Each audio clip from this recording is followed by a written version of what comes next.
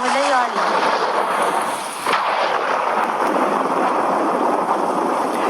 സിബിയുടെ ആരോഗ്യം വളരെ മോശമാണ്. അവൾക്ക് ശ്വാസം മുട്ടുന്നുണ്ട്. എന്ത് ചെയ്യണമെന്ന് അറിയില്ല. അവളെ എത്രയും വേഗം ആശുപത്രിയിൽ കൊണ്ടുപോകാം. ഗ്രാമത്തിൽ ഈ രാത്രിയിൽ ഏത് ആശുപത്രിയാവും തുറന്നിട്ടുണ്ടാവുക? ആ, അത് ശരിയാണ്. എങ്കിൽ പിന്നെ ഏതെങ്കിലും വൈദ്യരുടെ അടുത്ത് കൊണ്ടുപോകാം. എവിടെയും കൊണ്ടുപോകേണ്ട ആവശ്യമില്ല. ഞാൻ ഇപ്പോൾ നോക്കിയിട്ട് വരികയാണ്. അവളുടെ ശ്വാസം നിലച്ചു. എത്രയും വേഗം അവളെ കുഴിച്ചിടുക. ആചാരങ്ങളുടെയും ചിലവിന്റെയും കാര്യത്തിൽ നിന്ന് രക്ഷപ്പെടാം. ഏതായാലും അവൾക്ക് ആരുമില്ല. എത്രയും വേഗത്തിൽ ഈ പ്രശ്നം തീർക്കാം. ഇനി സമയം കളയണ്ട. കൂട്ടുകാരെ, എത്രയും പെട്ടെന്ന് ഇവളെ ഇവിടെ നിന്ന് കൊണ്ടുപോയി കുഴിച്ചിടൂ.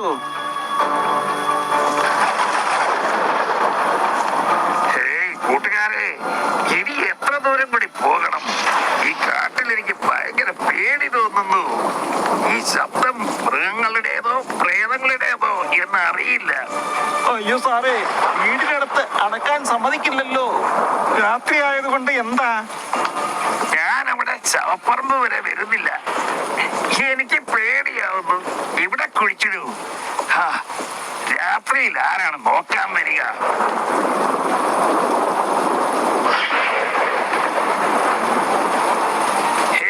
കൂട്ടുകാരെ, നോക്കൂ, അത് അനങ്ങുന്നു. നിങ്ങളുടെ മനസ്സിൽ മുഴുവൻ ഭയമാണ്. അതുകൊണ്ടാണ് ഈ ശവം അനങ്ങുന്നത് പോലെയൊക്കെ നിങ്ങൾക്ക് തോന്നുന്നത്. ഞാൻ പറയുന്നത് വിശ്വസിക്കൂ. എന്നിട്ട് ഇവിടെ നോക്കൂ. ഇപ്പോൾ നമ്മൾ പണി ചെയ്യാൻ വന്നതാണ് ഇവിടെ. എനിക്കെന്റെ ജീവനാണ് വലുത്. ഞാൻ ഓടുവാ. ആരും ഓടി പോകുന്നില്ല. അഥവാ നമ്മൾ ഇത് ഇവിടെ ഇട്ടിട്ട് പോയാൽ അത് നമ്മുടെ പുറകെ വരും. ഇവിടെ കുഴികളുണ്ടല്ലോ, അതിലിട്ട് അടക്കിയിട്ട് നമുക്ക് പോകാം. ശരി. ഹേ ഭഗവാൻ, അങ്ങ് ഞങ്ങളുടെ ജീവൻ കാത്തുകൊള്ളുക. ജീവൻ വേണമെങ്കിൽ ഓടിക്കൂ. അതേസമയം ഗ്രാമത്തിലെ ഹരിയയുടെ പശു സിമിയെ സംസ്കരിച്ച അതേ വനത്തിലേക്ക് ഓടിപ്പോയി. ഈ കൈ അവരുടേതാണ്. ഹേ ഭഗവാനെ, ഇത് യക്ഷിയൊന്നും അല്ലല്ലോ. ഇത് പുതിയ മണ്ണാണ്. ജീവനുള്ള പെൺകുട്ടിയെ ആരോ അടക്കിയതാണെന്ന് തോന്നുന്നു. ഇതിനെനിക്ക് രക്ഷിക്കണം. കൈക്ക് ചൂടുണ്ട്. ഇനി ഇതിന്റെ നാടി കൂടി നോക്കാം. അയ്യോ, ഇതിന്റെ ശരീരത്തിൽ ഹൃദയമിടിപ്പുണ്ടല്ലോ. ഏതായാലും ഇതിനുണ്ട്.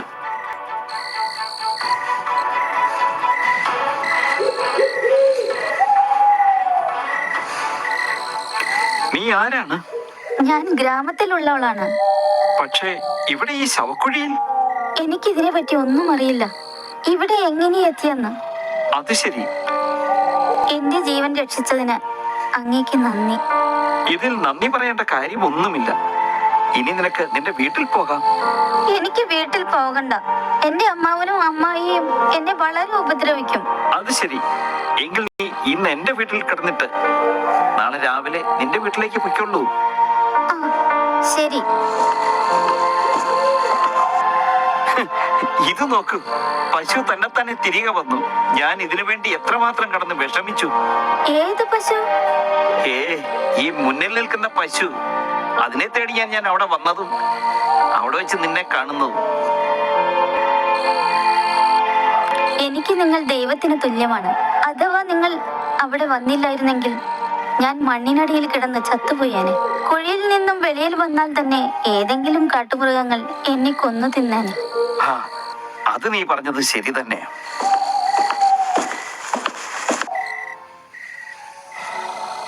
നിന്റെ വസ്ത്രങ്ങൾ കീറിയിരിക്കുന്നു. വല്ലാതെ നനഞ്ഞിട്ടുമുണ്ട്. നിനക്ക് ജലദോഷം പിടിച്ചേക്കും. അതുകൊണ്ട് നീ ഒരു കാര്യം ചെയ്യ്, എത്രയും വേഗം ഇതെല്ലാം മാറൂ. എന്റെ അടുത്ത് വസ്ത്രങ്ങളില്ല.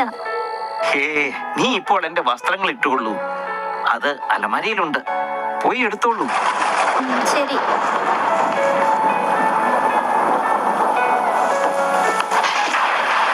നിങ്ങളുടെ വസ്ത്രങ്ങൾ എനിക്ക് വളരെ വലുതാണ്. അത് സാരമില്ല. അതത്ര കാര്യമാക്കണ്ട നീ. ശരി. നോക്കൂ, നിനക്ക് ഇവിടെ ഉറങ്ങാം. പക്ഷേ നിങ്ങൾ എവിടെ ഉറങ്ങും? ഞാൻ വെളിയിൽ കിടന്നുറങ്ങിക്കൊള്ളാം. അയ്യോ, അത് വേണ്ട. വെളിയിൽ നല്ല മഴയുണ്ട്, നിങ്ങൾക്ക് തണുക്കും. നിങ്ങളൊരു കാര്യം ചെയ്യും, നിങ്ങൾ എവിടെ കിടന്നുകൊള്ളും. പക്ഷേ മടിക്കേണ്ട ഒരു ആവശ്യവുമില്ല. എനിക്ക് നിങ്ങളെ വിശ്വാസമാണ്. എല്ലാറ്റിനും ഉപരി നിങ്ങൾ എന്റെ ജീവൻ രക്ഷിച്ചു. എന്നെ വിശ്വസിച്ചതിന് നന്ദി. താങ്കൾ താങ്കളുടെ വീട്ടിലേക്ക് തിരിച്ചു പോയിക്കൊള്ളൂ. നിങ്ങൾ വിഷമിക്കണ്ട, എനിക്ക് വഴി നിശ്ചയമുണ്ട്. ഞാൻ തനിയെ വീട്ടിൽ പോയിക്കൊള്ളാം. ശരി.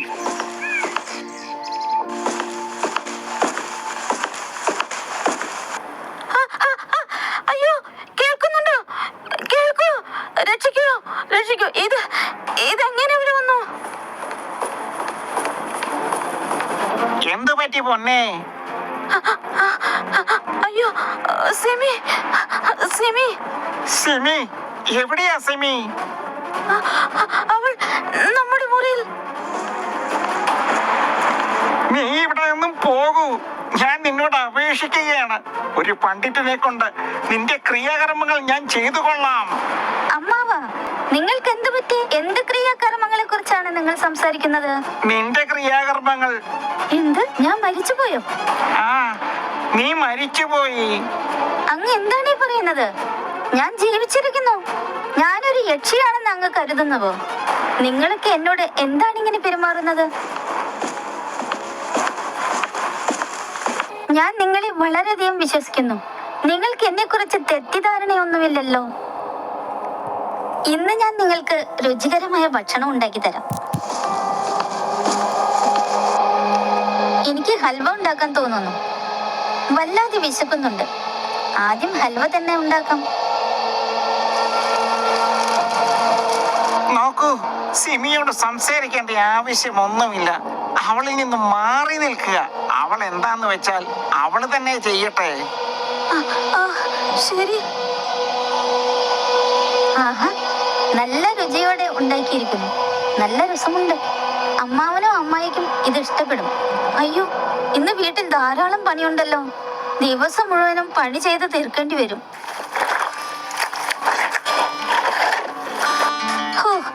തുണി ഏറെ വൃത്തികേടായിരിക്കുന്നു. അതുകൊണ്ട് വിളക്കാൻ ബുദ്ധിമുട്ടാ. ഇത്രയേറെ ജോലികൾ ചെയ്തിട്ടും അമ്മാവനും അമ്മായും എന്നെ കുറിച്ച് എന്താണ് ചിന്തിക്കുന്നത്?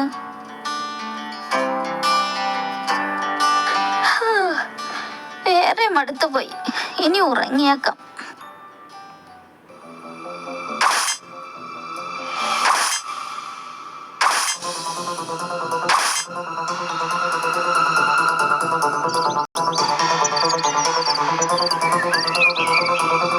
ഹേ റാം, ഇതെന്ത് പറ്റി?